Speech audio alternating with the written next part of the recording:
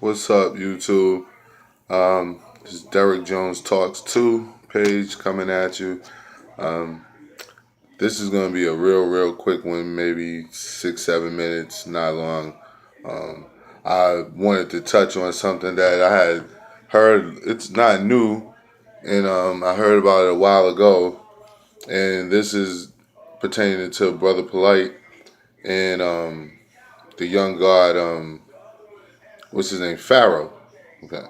So, anyway, Pharoah and Polight about a month ago, maybe a little longer, maybe a month and a half, had some little, uh, you know, uh, I want to characterize it right. That's why I'm kind of stuttering here.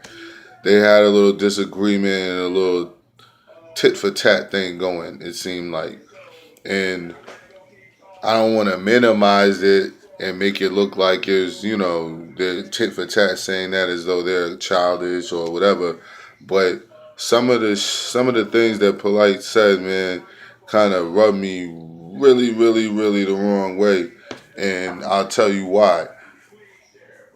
When it's true that young Pharaoh, I think he mentioned before, he's like 23, 22, something like that, which means he's a young brother and he's coming into his own, which is a good thing at that age. It's pretty much the age I started getting into a new line of thinking other than what I've been told and other than what people want you to believe and want you to accept. And so kudos to him, man. He's doing what he's supposed to do, trying to move forward as a person and build as a black man and just not be what people say he should be as a brother. And that's the most impressive thing to any black man, to me, to be yourself, in this crazy world that's against us, so to speak. Like, I don't care what people say when they say, "Well, black men complain about things being against them." Well, it factually and actually is. So how certain brothers take that and respond to it is on them. But I'm just saying, factually and actually, it is. Like, there's laws, there's memorandums on the books about keeping me and my sons and my little cousins and my nephews in a certain position. So I'm not going to sit here and act like that doesn't exist. You cannot take that out of the equation. You know what I'm saying? Because it's real and it should be put into the equation when black men are looked at for the things that they do and don't do. But staying on point with this dude, I have a real big issue when people bring up the law. All right. I have a real big issue when people bring up the court system. I have a real big issue when people who actually bring up someone obeying and or following the rules of politicians. Let me say this straight and get this. Excuse me. Let me say this and get this straight. Politicians and or judges, lawyers, things of that nature. These people are just people. Now, on the majority of them are what? White people. So, looking at white people, we know how white people are. We know how the country's in an uproar right now. It just basically on our dealings, everyday dealings with white people.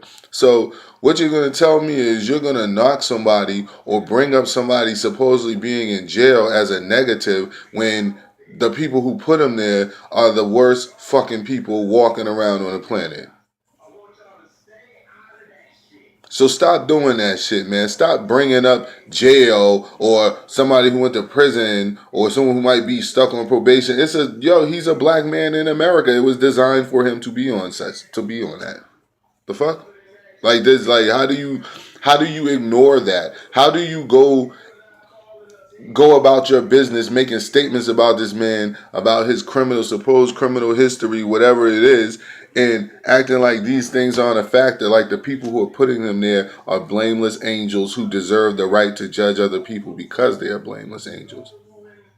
So that right there kills everything you'll say about someone going to jail, unless we're talking about something specific where it's a violation of law, which is injury, loss, harm, or damage or fraud. So if you're not engaging in those things, it's really not a crime anyway. So most of these crimes that brothers and sisters are locked up for today and this day and time are crimes against a man's word. They're not actual crimes. They're crimes because some guy or gal wrote it down and said this will be a crime. So therefore, now poof, playing magically, it's a crime and it applies to everyone. And then you have trained race soldiers who, since 2006, the FBI says the white supremacist racist groups have white supremacist racial groups have successfully infiltrated the police departments. So now that was 10 years ago, a decade ago. So we have these same individuals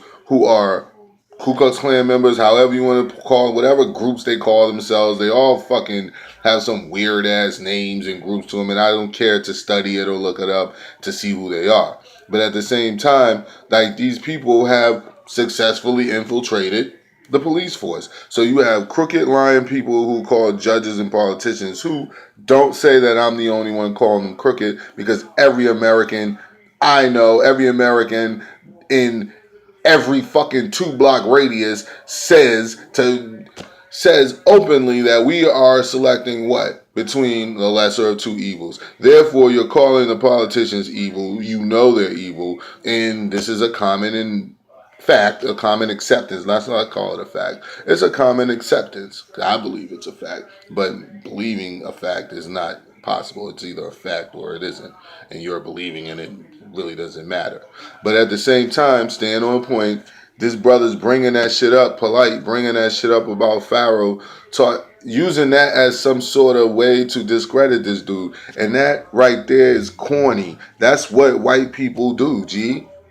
Like, that's what they do. They make up bullshit laws, accuse you of breaking it. Now they get to run around and talk about you and say how you're a lawbreaker, you're lawless, and you don't follow directions. And if I shoot you and kill you, it's okay because look at you already got a criminal background or a criminal history and this, that, and the third. Like, that's corny, Polight. I think the main thing that Pharoah needs to focus on, man, is your age. I was you before. I was that 26-year-old dude in a room with a bunch of 40-year-olds and 50-year-olds, and we're talking about things, and they have no idea the true history behind it. I was that dude sitting in rooms with people reading Bibles and shit like that, and I'm the only one asking questions like, well, when did you learn how to read Old English? And niggas just looking at me like, what are you talking about? What do you mean, what am I talking about? The Bible's written in Old English. You have to at least identify that it is written in Old English, and Old English and modern English are not identical, so you can't just pick that book up and sit down and read, but you do. Like, I was that young dude. I was that young dude who was telling dudes in the Bible where it says, where's the guy, Jesus, and he's going, the people of Rome, and I mean the Jews that were under Roman control were taking this dude to the pontiff or to Polight, and they were saying to this dude, hey, let out Barabbas, you know what I'm saying? Trade him, we'll take him, and you can let out Barabbas, who was a notorious criminal around the time. And I'm the one sitting there telling them, yo, the name Barabbas, that's not the guy's name. That's like, that is Barabbas, it means son of the rabbi. But you got 50-year-old, 40-year-old dudes who's reading the Bible, grew up all their life in church, and I'm some 24-year-old dude saying this shit to him, and they looking at me like, who the fuck are you? You only 20, you don't know what you talking about. You da-da-da-da-da. And I know for a fact, me being a lover of information, I soaked up information everywhere and anywhere I could get it. So that's how I knew that. That's how I came to that understanding and was enlightened to those facts or those certain information. And being at my age was what it wasn't respected. So I understand where you're coming from. Being that I'm 38 now, I'm almost 40 years old. And I understand completely where you're going through, bro. What Pharoah's going through, bro. Like, that's how brothers are. Then you have people like Polight, who I think is kind of jealous of that dude, man. Like, at the end of the day, my opinion doesn't matter. It's just my opinion. But I think that you're kind of jealous of him. I think that's why you bring that shit up. I think that you know that that shit is lame and corny, but you do it anyway because you know the average person still is going to, in the back of their mind, have been trained by white supremacy. So they're going to think that that shit means something. So come on, man, attack the dude for what he say and handle that and do it that way. Don't be corny like white people, man. Like, don't.